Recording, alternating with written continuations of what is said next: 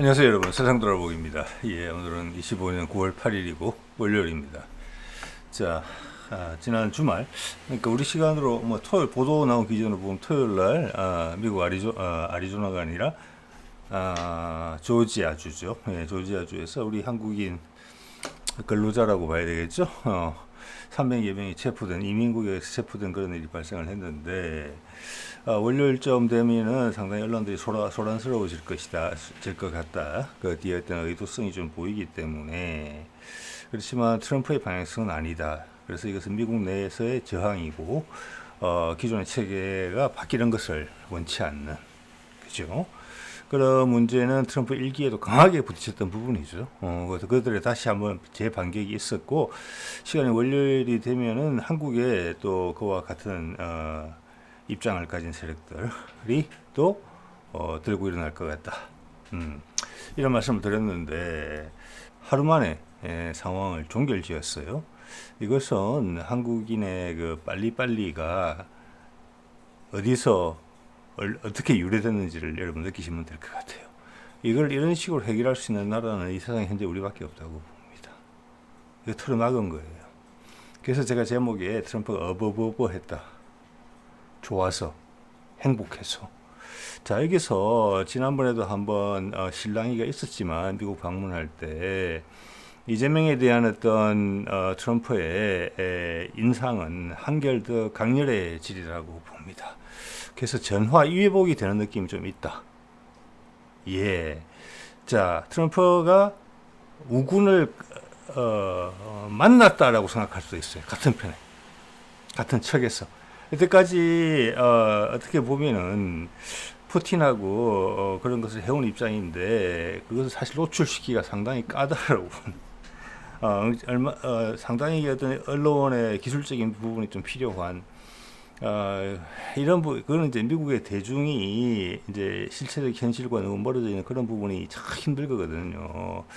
그런 면에서 되게 예민하고 실체적 진실에 대한 민도가 가장 이 세상에 높은 나라가 우리나라거든요. 거기 지도자를 신뢰할 만 하겠다. 지금 사실은 트럼프가 되게 궁지로 몰릴 수 있었어요. 푸틴까지. 북한 당연하고. 그것을 신속한 대응으로 해결을 했다. 예. 그래서 고비를 하나 넘겨줬다는 부분이 있고, 저는 트럼프가 이재명한테 신세를 졌다고 봅니다. 예. 자, 그와 관련된 여러 가지 몇 가지 관측을 한번 말씀을 드려볼게요. 우리 언론에서는 절대 이런 식으로 보도하지 않을 거라고 봅니다. 네. 자, 먼저 딱딱하니까 우리 동네 이야기 슬라이드 한 장 갖고 시작해 보겠습니다. 계속 제 눈에 띄었거든요. 왜냐하면 이 트럭이 계속 주차를 하거든요. 제가 사는 곳 근처에. 그래서 어젠가 사진을 결국 찍었습니다.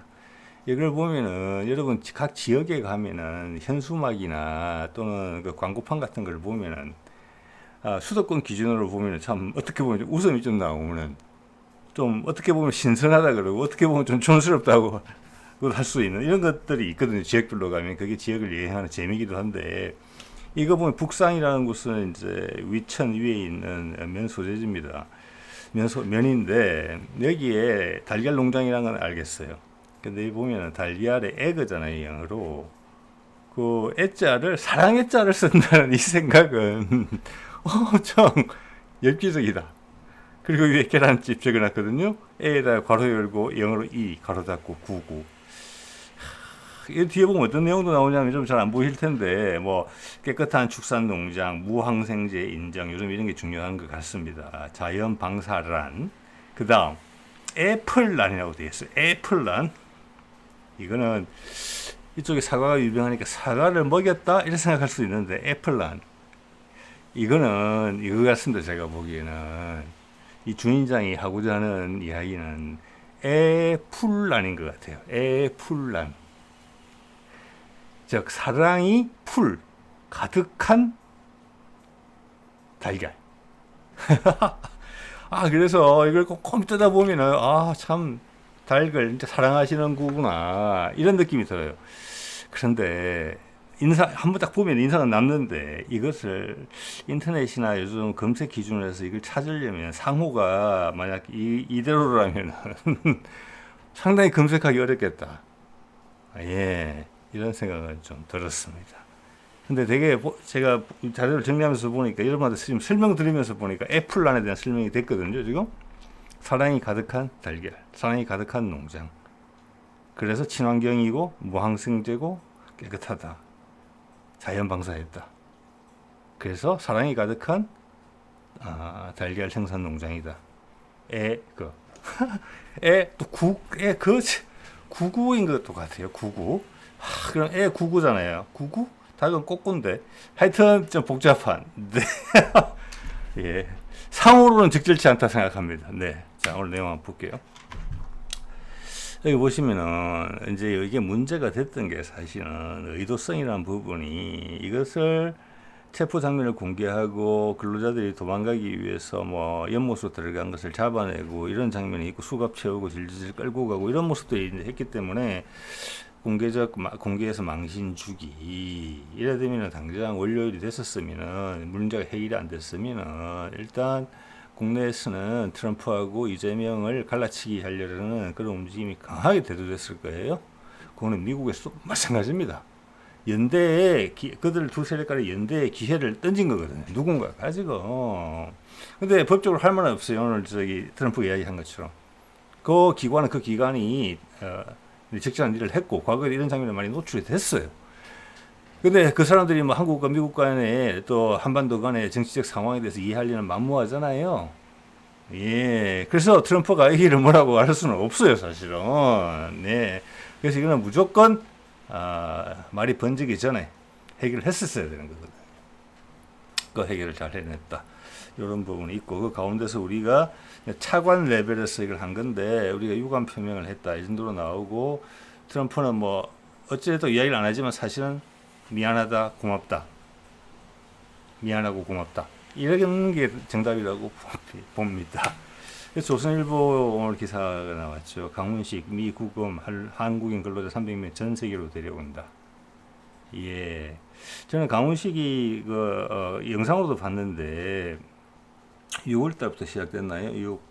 한 6, 7, 8, 한 3개월 정도 된 것 같은데 살이 빠졌다고 생각합니다. 정말로. 예, 살이 빠졌고요. 눈빛은 상당히 더 날카로워졌다고 생각이 들었습니다. 이 일이 힘들었을 거예요. 엄청나게 많이. 예, 시차 있고 한데 뭐 주말에 일하는 건 당연한 거고 미국 측하고 접촉했다는 거잖아요. 미국도 주말인데 금요일 밤부터 해가지고 이것은 엄청나게 긴급 사안이라고 생각합니다. 우리만 주말에 나와서 열심히 일하고 전화통 돌려서 회의하고 해서 해결될 일이 아니에요. 미국의 당국자들도 주말에 나와가지고 이렇게 해줘야 돼요, 같이. 그래야지 해결이 될 거잖아요. 이거는 한국처럼 빨리빨리 이런 문화가 없기 때문에 미국이 이렇게 대응을 했다는 것은 트럼프가 엄청나게 놀랐다는 것을 의미한다고 저는 봅니다.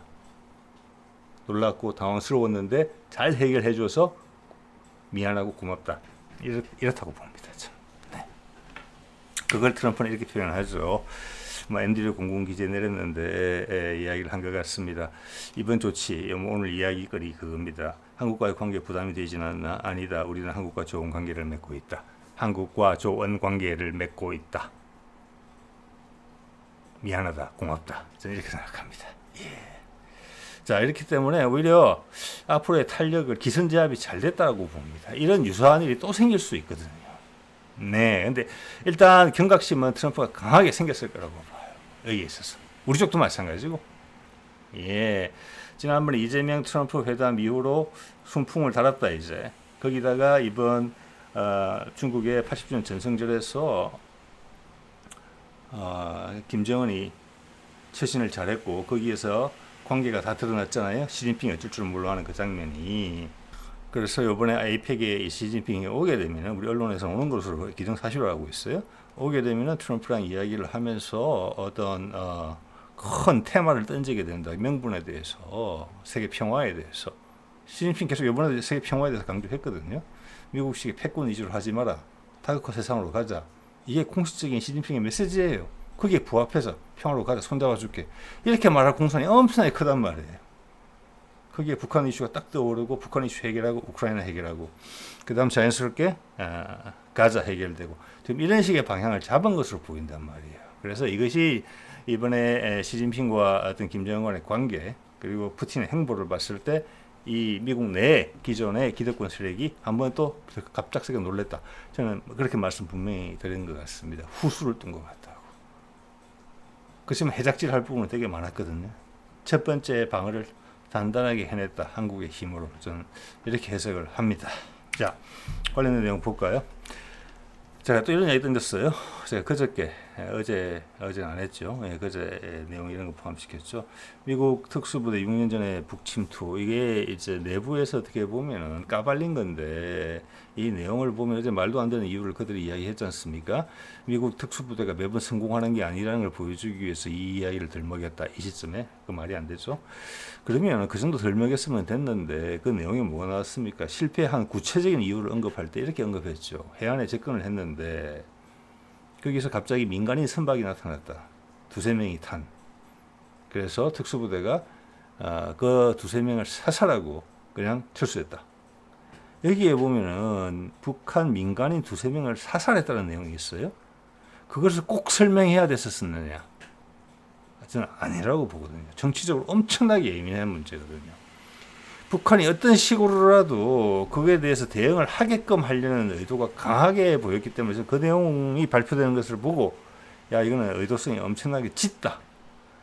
여기에 대해서 북한의 대응은 북한의 반응이 나오느냐 안 나오느냐를 보면 알겠다. 자, 우리는 해결했어요. 이쪽. 북한은 뭐 준비를 하고 있었다 할지라도 바로 대응이 안 나왔어요.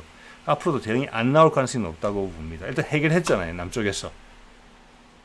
그게 아니고 남쪽에서 지지고 볶고 뭐 이러면은 그 상황에 따라서 북한도 이거를 어떻게 대응을 하면서 이 상황을 타개해야 되겠느냐? 꺾인 방향에 대한 입장을 정리하기 위해서 여기에 대해서 우리가 반박을 해야 되겠는데 반박이나 여기에 대해서 반박 또는 반박이라기보다는 여기에 대해서 비난하는 논조 이야기를 꺼내야 되나 이런 거 고민 분명히 할 수 있거든요. 그것은 남쪽이 우선권을 쥐고 있던 부분이에요. 아니다, 틀어막는 거다 이거는. 라고 결론을 내리셨다고 봅니다. 북한 여기에 대한 언급 안 나올 거라고 봐요. 미군이 정전 상태에서 북한 본토로 침투해서 해안선에서 그러니까 영해를 들어간 거죠. 그래서 민간인 두세 명을 사살했다. 보통 일이 아니잖아요. 예를 들어서 북한이 잠수정을 보내서 우리 해안에 상륙하면서 우리 어민을 우연히 만나서 두세 명을 사살하고 도망갔다? 이러면은 어떻게 생각하십니까, 여러분? 엄청난 일이죠. 네. 자, 이렇게 했다. 그래서 강훈식은 잠 한숨 못 자지 않았을까? 이재명도 잠 한숨 못 자지 않았을까? 이런 생각이 들고 저는 어떤 그 기억이 떠올랐냐면은 옛날에 김 누군가 하여튼 노무현 때 그 기독교 단체, 개신교 단체에서 아랍에 어디다가 중동에 그 선교 활동하러 갔다가 누구 하나 잡혔죠. 참혹하게 이제 살해되는 장면이 그때 인터넷에 막 돌았단 말이에요. 그때 노무현이 그 대응하던 장면이 기억이 납니다. 담배 꼬나물고 밤새 해결의 동분서주하던 모습. 아마 그와 비슷한 상황이 연출되지 않았을까. 이렇게 생각이 듭니다. 자, 그런데 저는 이거 보고 이재명이 이제 대단하다고 생각을 했거든요. 이것은 거꾸로 이걸 보면은 이 사안이 중요하기 때문에 이 발표가 주말에 나왔다고 생각합니다. 9월 7일이잖아요. 어제 나온 거잖아요. 일요일 날. 우리나라에 보도가 된 게 9월 6일입니다. 우리 한국인 300여 명 잡힌 게. 그거 해결에만도 분주했을 텐데 틈을 안 주겠다는 거예요. 언론도 다 틀어막겠다는 겁니다. 빈틈을 진흙으로 다 메꿨다는 겁니다. 어차피 발표할 거고 내용이 정리됐겠지만 이거부터 해결하고 그 다음에 요구하자 이렇게 됐을 수도 있잖아요. 그게 어떻게 보면 자연스러운 선택이에요. 우리가 아무리 빨리빨리 좋아하지만. 그런데 주말에 일요일날 예민했던 검찰청 이관 문제, 중대본부 수사청하고 기소청으로 둘이 구분해서 검찰청이란 말 자체를 없애버리고 행안부로 보낸다. 검찰이 제일 싫어하는 부분이죠. 일단 그리고 기획재정부도 구던자입니다. 그거를 기획예산처를 신설하면서 예산처를 국무총리 밑으로 딱 넣고 기획재정부의 역할을 줄였다. 네. 이런 부분들을 같이 썼다는 것은 수를 같이 쓴 거거든요. 미국대로 해결하고 이거는 이거대로 해결하고 미국 문제 하나만 하더라도 주말에 했다는 것도 주말에 다 해결받다는 것도 대단해요. 월요일 아침에 사람들이 출근할 때 해결됐구나. 깔끔하게 한 주를 시작할 수 있게 해줬고 우리의 기득권 세력들이 저항할 수 있는 틈을 안 줬어요. 지저분한 언론 보도가 안 나오게 했어요. 전혀. 거기다가 여기까지 덮어 씌웠거든요. 기획재정부 검찰청 개편 이야기까지. 이건 완벽하게 한다는 겁니다. 일을. 다른 미국과의 관계에 대한 문제, 대북 문제에 대한 것들이 비집고 들어갈 틈이 없게 철저히 틀을 막았다는 겁니다. 이것은 부랴부랴 이랬다기보다는 저는 여유라고 보거든요. 그리고 일의 핵심을 알고 있다. 지금 사안의 핵심을. 이럴 때는 강으로서 밀어붙이는 것이다. 이렇게 한 거예요. 이렇게 하려면 이게 보면은 당정 합의를 통해서 했기 때문에 대통령실하고 민주당하고 같이 만나고 이야기도 하고 발표도 행안부 장관도 하고 제가 사진에 영상으로 본 거는 또 민주당 의원도 하고 그랬어요. 자, 그 전체가 똘똘 뭉쳐서 주말에 다 일했다는 겁니다. 네. 이거 상당히 힘이 있다. 이런 생각이 드는 거죠. 역시 결과적으로 언론들에서 말을 할 수가 없는 것이 있어. 물론 칭찬도 안 하지만 그냥 국민들한테 해프닝이 있었다. 그렇지만 원래대로 회복됐다. 이렇게밖에 안 비춰지는 거예요. 자, 볼까요? 행안부 장관이죠. 이 이야기를 근데 이러면서 이것이 그친 게 아니라 이것을 뚫고 나가는 돌파구. 너희가 덤볐지 나한테. 알았어. 내가 확실하게 이번에 제압해 줄게. 이런 식으로 지금 승부를 걸은 거예요. 오히려 되치기를 한 거예요. 상대방이 힘을 모으고 있는데 그럼 뒤가 허전하잖아요. 무게 중심이 앞으로 실리니까. 그를 되치기를 한 거예요. 방어하는데 튼튼히 방어하는데 만족한 게 아니고 되치기까지 했어요. 상대방이 당황할 정도로 이거 어마어마한 일을 했다고 봅니다. 뭐라고 했느냐? 제가 왜 그렇게 생각하는 거니? 행안부 장관이 이제 이야기를 하는데 지금 조직 개편 안에 대해서 설명을 합니다. 그 목적이 뭐냐? 기후 위기, AI, 인공지능 대전환 등 복합 문제를 다룰 기반을 구축하는 것을 목표로 했습니다. 좀 다르죠, 이야기. 지금 행안부하고 죄송합니다. 검찰청하고 기재부하고는 달라요, 내용이. 세 번째, 탄소 중립화. 이건 제가 이제 가운데를 잘라 놓고 핵심 부분만 갖다 붙여서 이렇습니다. 세 번째, 탄소 중립과 에너지 전환을 적극 추진하기 위해 한다. 예. 그래서 기후 에너지부 만든다는 이야기는 있지만 기획재정부하고 검찰청하고는 그 상관은 없거든요. 그래서 이게 밀어붙인다는 건데 이 기회에 우리는 이 방향으로 간다. 다른 말은 뭐냐? 미국도 이것을 지원하게 될 것이라는 이야기예요. 기후위기? 그게 탄소 중립과 에너지? 키워드가 4개가 나왔거든요. 기후위기, AI 대전환, 탄소 중립, 에너지 전환. 이 중에 3개가 에너지 전환이에요. 핵심은 에너지 전환이에요. 에너지 전환. 이 3가지 핵심 에너지 전환. 그거하고 AI 대전환이 연계될 겁니다. 당연히. 많은 전기를 소모하죠. AI에 필요한 전기를 공급하는 것을 신재생 에너지로 해야 된다. 아마 이렇게 표준이 될 가능성이 높아요. 되게. 예. 이런 것을 딱 제시하는 거예요. 이게 되치기라고 하는 겁니다. 그래서 공격한 쪽이 지금 머리벙벙하게 됐어요, 지금. 네. 물론 제 생각입니다. 자, 이런 공격 시도가 보였거든요. 심지어 일본에서도. 위에 내용이 뭔지 아십니까? 어제 나온 거예요, 기사가. 어제 제가 캡처를 해놓은 거거든요. 러시아 포탄 절반 북한에서 조달. 이런 이야기가 지금 왜 뜬금없이 나옵니까? 나올 타이밍이 전혀 아니잖아요. 억지로 끄집어냈다는 거예요. 이 이야기는. 즉 이것은 한국에서 진행되는 분위기, 한미 간에 발생한 이 일에 대해서 편성을 하고 싶은 거예요. 일본도 도움을 줘야 되겠다. 갈라치기 하는데 일조를 해야 되겠다. 그런 노력에 가상함이 보일 정도의 기사예요. 위에 거는. 신선한 기사는 절대 아니거든요. 자, 밑에 심지어 MBC도 이런 이야기 어제 했죠. 어제 나왔어요. 오늘 사라졌습니다. 이런 류의 기사가 오늘 도배를 했었어야 돼요. 사실은 문제가 해결이 안 됐으면 트럼프 북미 회담 추진하면서 뒤로는 북 침투. 자, 이번에 주말에 이게 해결이 안 됐으면은 아마 온 언론에서 이것을 다 다뤘을 겁니다. 칠갑을 했다 그러죠. 그러면서 국민 여론이 상당히 불안정해졌을 거예요. 우리가 당사자거든요. 예. 그래서 이 부분에 대해서는 트럼프 아까도 말씀드렸지만 트럼프 미안하다 고맙다. 김정은도 큰 신세를 졌다고 보고 푸틴도 큰 신세를 졌다고 생각할 것입니다. 고비를 잘 넘겨줬기 때문에. 예, 이게 예측하기 어려운 상황에서 이 고비가 온 거잖아요. 그죠? 나머지는 순풍이었는데, 그래서 이번이 제일 어려웠을 수가 있어요. 이 다음부터는 경각심이 생길 거니까 좀 달라지겠죠. 자, 그리고 이제 이게 많이 얼마 전에 보니까 그 한미 정상회담 할 때 이재명이 트럼프 보고 당신은 피스메이커, 평화를 만들어 달라. 나는 페이스메이커를 하겠다. 가정에 일을 내가 정리를 해주겠다 이런 건데, 사실 일하는 사람이 자기가 적나라하게 말한 거거든. 일은 내가 다 한다는 거야. 다른 말로 이야기하면 너는 거기에 대해서 오는 혜택은 네가 네 이름으로 다 가져가라. 트럼프가 진짜 좋아할 말이죠. 자, 그 역할을 이번에 정말 해줬다고 보고요. 페이스메이커 역할을.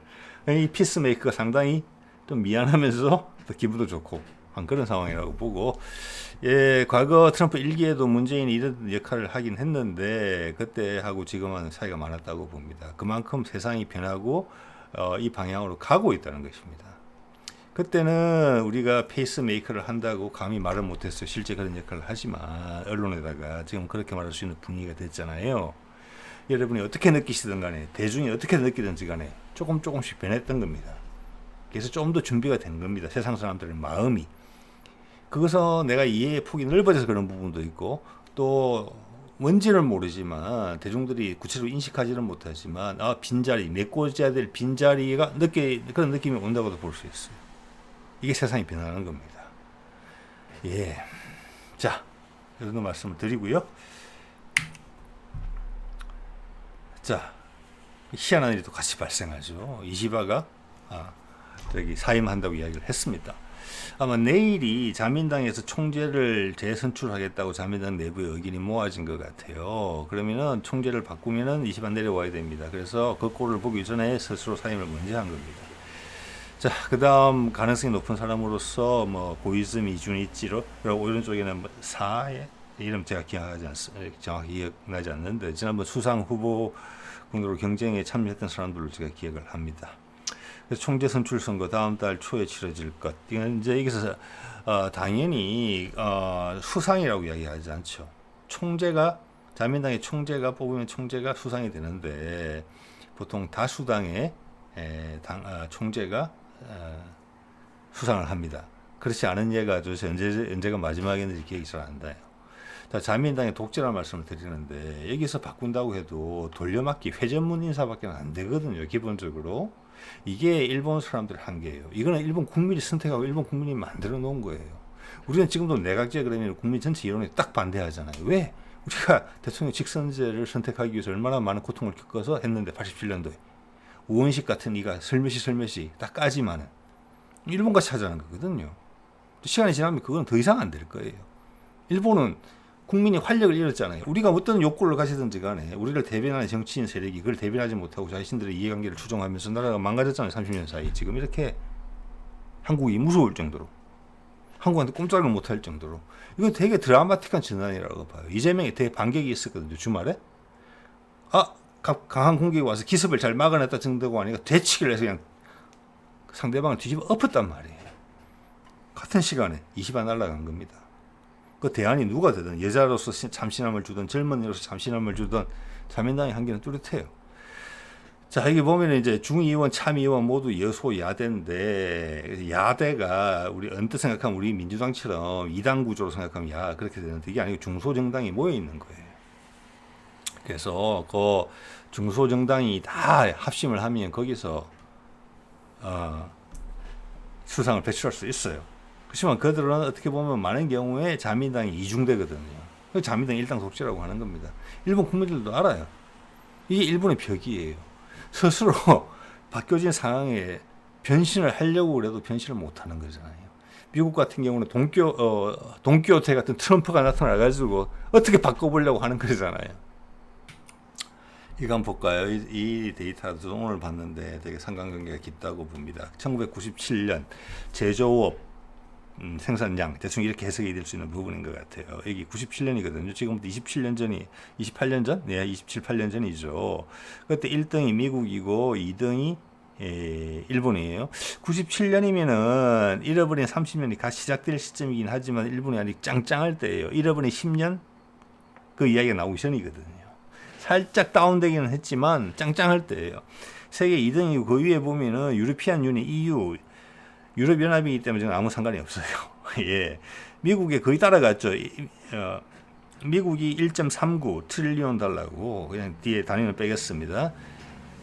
일본이 1.03이었으니까 거의 특미까지 다 쫓아갔단 말이에요. 그 다음 독일, 영국, 뭐 이태리, 프랑스, 그 다음 한국이 133이었어요. 일본하고 한국 사이를 주목해 주십시오. 7, 8배 정도 차이가 났어요. 우리보다 7, 8배 컸어요. 자, 인구는 우리가 5천 몇백만이고 지금 일본은 1억 2천 1억 2천만 정도 돼요. 그러면은 2배 조금 넘죠. 그런데 제조업 생산력 같은 경우는 8배 정도 많았단 말이에요. 예, 1인당으로 쳐도 한 3배, 4배 정도 많았던 거예요. 네. 자, 이건 2024년 데이터입니다. 일본이 여전히 4위의 자리를 지키고 있어요. 중국 올라온 거 보십시오. 좀 전에 1997년 데이터에 중국이 없었습니다. 이게 아마 한 22 정도까지 있는 것 같은데 없었습니다. 아예. 그런데 지금 세계 1위에요. 4.66이죠. 미국은 2.91밖에 안 됩니다. 좀 있으면 2배 될 것 같아요. 지금 1.5배는 훨씬 넘었거든요. 그 다음 미국, 일본 보세요. 일본이 1.0이 넘었고 1000이 넘었거든요. 근데 867로 쪼그라들었어요. 27년 동안. 물가가 여러 가지 올랐을 거잖아요. 그런데 이게 쪼그라들었다는 것은 망가졌다는 것입니다. 한국은 133이었는데 416이에요. 3배 이상 올랐어요. 그래서 한국과 일본의 차이가 2배 정도밖에 안 돼요. 예, 그래서 한국의 개인당 소득이 전체 국가 GDP는 일본이 우리보다 2배 정도 높지만 개인당 GDP는 우리가 더 높아요. 우리도 보여주잖아요. 이걸 인당으로 나누면은 자, 그 사이에 상위권에 있던 영국하고 프랑스, 이태리 이런 데가 어디로 밀려나는지 한번 보십시오. 우리 밑으로 다 가 있어요. 독일도 우리 사정권 내에 있어요. 향후 미래 방향성까지 감안하면은 이 G7의 몰락이거든요. G7의 몰락. 그리고 인도가 확 올라왔잖아요. 거기다가 중국하고 쳐서 예.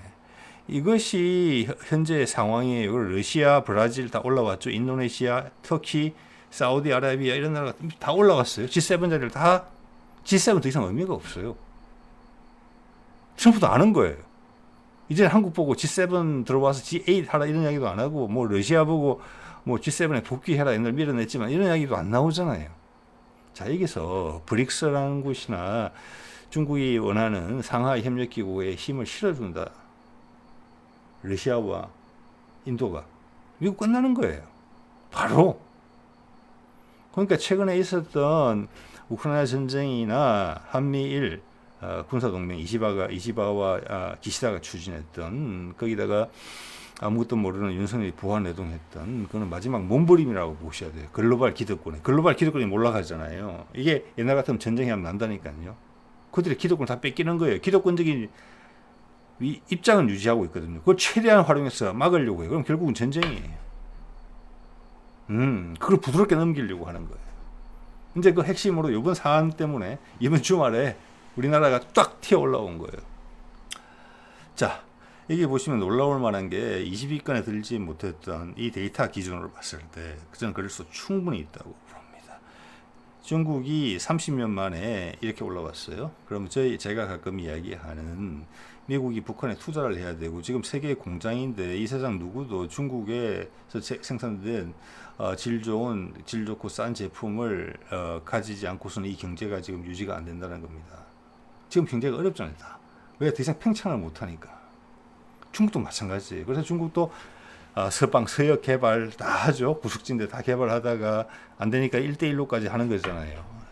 세계 경제가 위축됐다는 거예요. 근데 거기에 대한 대안을 못 내놓잖아요. 중국이 1대1로 내가 늘 따먹겠다는 이야기밖에 못하고 있는 결과적으로는. 근데 여기서 나오는 게 기존 미국이 할 수 있는 게 신재생 에너지 통하고 그러면 전 세계 개발돼서 에너지 체계가 다 바뀌는 거죠. 엄청난 생산을 유도를 하고 또 기존에 가난했던 지역들이 산유국이 되면서 경제가 풍족해지고, 즉 세계 경제가 커지는 거고, 무역로가 북극 항로를 위시한 여러 가지 무역로가 생기면서 미개발 지역의 가능성을 다 뽑아내겠다. 그러면 괜찮다. 이 게임을 하는 거란 말이에요. 이건 엄청나게 지혜롭고 어떻게 보면 되게 단순해 보이잖아요. 그런데 우리 인류가 이렇게 해결한 적이 없습니다. 다 깨지고 코피나고 눈에 멍들고 나서야 정신 차리는데 이번에 그거 없이 하겠다는 거예요. 네, 인류는 발전하는 거죠. 이런 식으로 간다면 그 핵심의 그 큰 도전이 지금 한반도 미국에서 지난 주말에 발생했다는 것입니다. 자, 그러면은 여기서 북한이 생산기, 중국이 해주는 역할을 누군가 대행해 줘야 돼요. 왜냐, 경제가 어려운데 중국에 싼 물건까지 안 들어오면 다 망가지는 거예요. 전 세계 경제가. 그러면 중국도 망가져요. 수출할 데가 없으니까. 예를 들어서 우리 IMF 같은 게 미국이나 주요 국가에 발생한다고 생각해보세요. 중국에 수출이 대폭 줄 거예요. 그럼 중국 기업 무너집니다. 그럼 전 세계가 공황이 돼요. 그래서 이러지도 못하고 저러지도 못하는 거예요. 그게 트럼프의 딱 행동의 정책에 다 반영이 돼 있거든요. 그러면 중국의 역할을 대신할 수 있는 부분이 탄생을 해줘야 돼요. 신기술로 넘어가는 부분과도 마찬가지로 저렴하고 싼 물건들을 생산해 줘야 돼요. 그 북한이, 자, 중국은 이것을 27년 만에 이룩했는데 저는 북한은 이거의 절반만 있으면 된다고 봅니다. 거기다가 물류망으로 연결될 수 있는 새로운 저는 동유럽이 좋은 후보지라고 생각합니다. 기술적으로 준비가 되어 있거든요. 베트남 준비가 되어 있거든요. 그 핵심은 물론 북한일 겁니다. 예, 그러면 제가 이 기준을 봤을 때 한 10년 정도면 확 가닥 뒤집어진다 이렇게 봅니다. 그럼 중국에 엄청난 타격을 줄 거예요. 그럼 전 세계는 새로운 경제가 커지는 부분에 더하기 저렴한 물건이 중국보다 더 저렴하고 알찬 물건이 북한을 위시한 새로운 국가들한테서 나오고 물류에 대한 비용도 줄어들 거예요. 그럼 지정학적 구조가 완전히 바뀌게 되죠. 그걸 지금 하는 거예요. 그 한가운데 한반도 소통이 있는 거예요. 자, 그래서 진짜 중요한 일주일이 지나간 겁니다, 여러분. 끝에 한판 붙었죠. 예. 자, 이렇게 보면은 한 10년 정도는 충분하다 이런 생각이 드는 거예요. 남한이 밑에 있기 때문에. 자, 그래서 당장 이런 질문이 나오거든요. 이런 이야기가 나오거든요. 국회의원 김상욱이 정동영 통일부 장관한테 이런 질문을 합니다. 내용이 어떤 건고 하니, 북한하고 관계가 잘 될 것 같은데, 북한의 많은 제재가 풀릴 것 같은데, 너무 갑자기 다 풀리면은 북한이 해이해질 수 있기 때문에 긴장을 유지하면서 단계적으로 그 제재를 푸는 순서를 좀 잡아야 되는 거 아닌가, 이런 질문을 한 겁니다. 예. 이런 게 또 받아친 거예요. 한 번 더. 이거 메시지 크다고 봅니다. 자, 적들이 나한테 준 공격을 막아내고 틀어막고 반격원, 검찰청 기재부 주말에다, 거기다가 통일에 대한 메시지 반격 2, 북한이 자국민 2-3명을 사살한 미국 특수부대에 대해서 이야기에 대해서 주장에 대해서 반응을 내놓겠습니까? 안 내놓을 거라고 봅니다. 네. 자, 이 MBC 보도를 볼까요?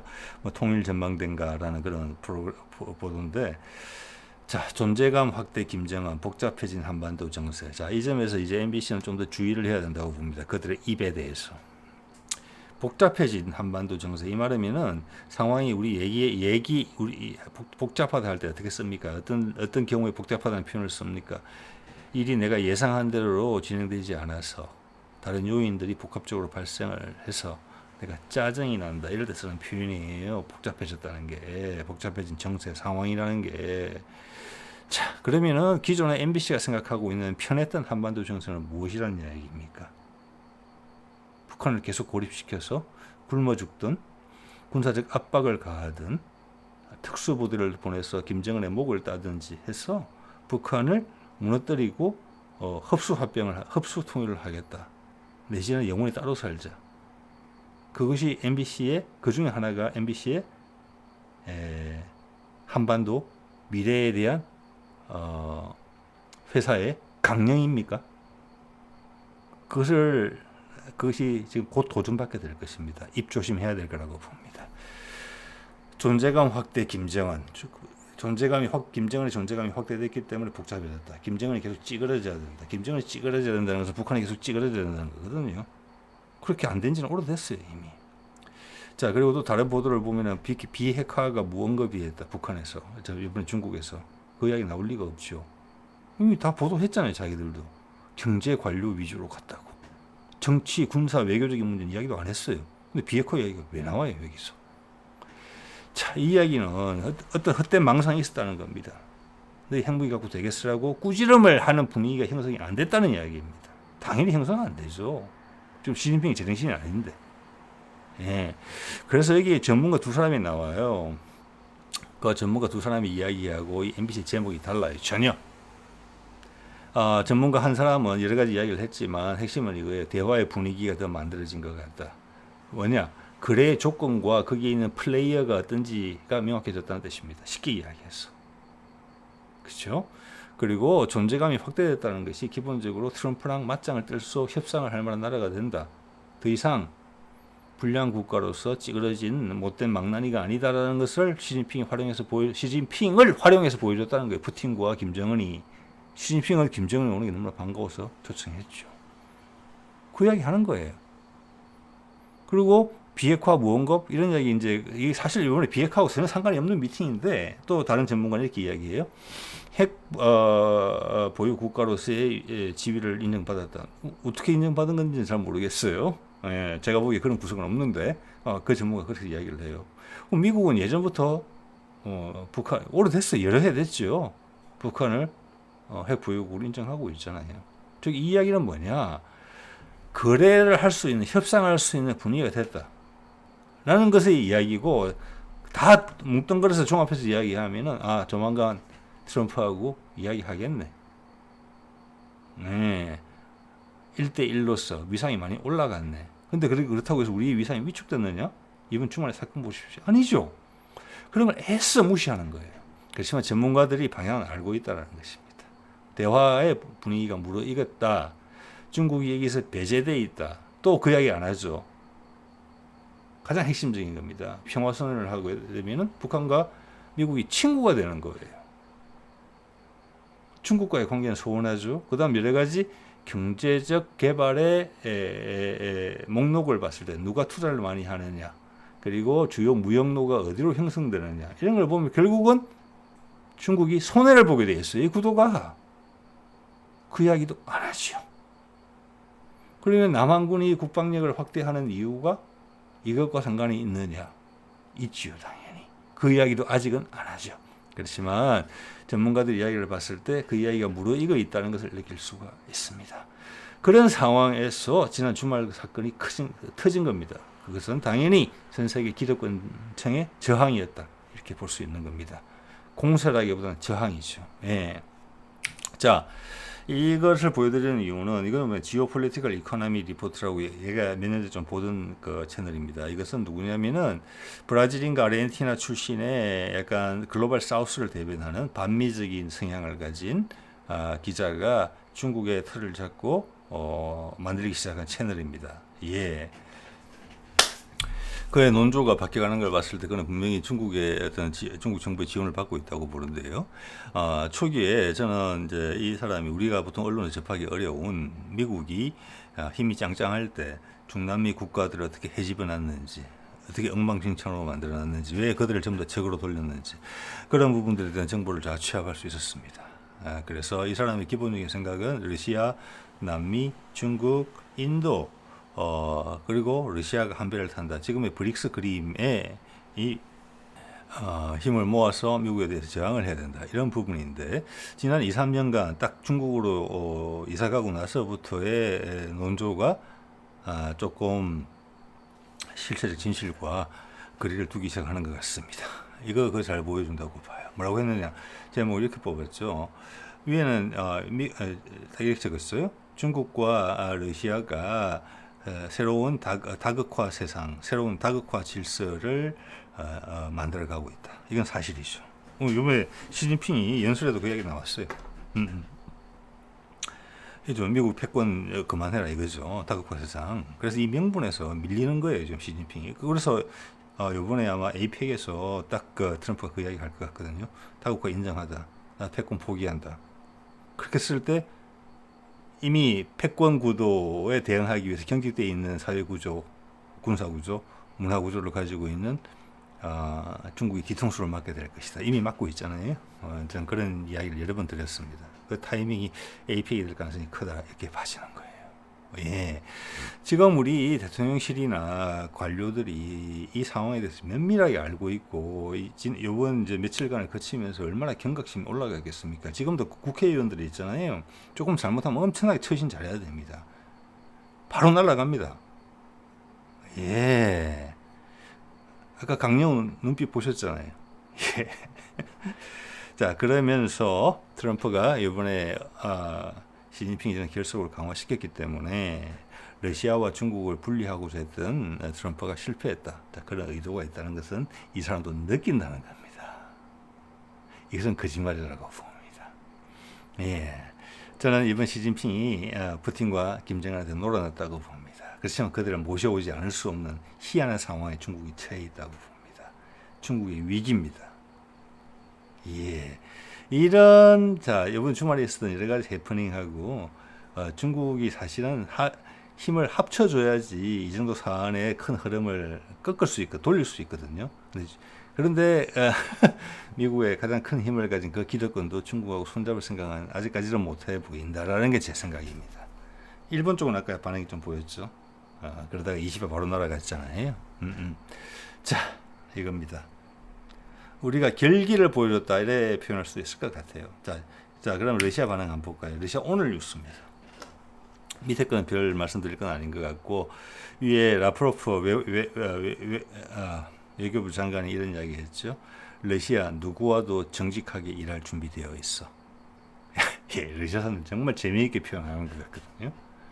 우리는 카타부타 말도 많고 약간 불난집에 호떡집에 불난 것처럼 그렇게 대응하는 경우가 많아요. 특히 언론이. 근데 러시아는 그렇지 않아요. 결론만 이야기해요. 항상. 자, 우리는 다음 단계로 들어간다. 이야기예요. 이것은 여기다가 라프로프 얼굴 대신에 김정은 사진을 딱 갖다 붙여도 같은 이야기라고 생각을 합니다. 예. 좀 전에 보신 지오폴리티컬 이코노믹 리포터랑 분위기 많이 다르죠. 네. 누구와, 여기서 핵심 단어는 뭐냐면은 누구와도입니다. 누구와도. 그래서 김정은 이번에 온 것을 세상 무대에, 다자 외교 무대에 데뷔했다고 이야기하는 거잖아요. 그가 데뷔하는 게 뭐가 중요합니까? 인구 3천만도 안 되는 가난한 나라인데, 가진 거라고는 핵무기밖에 없는데, 핵무기 때문에 세상이 벌벌 떨기 때문에 그의 데뷔에 주목하는 건가요?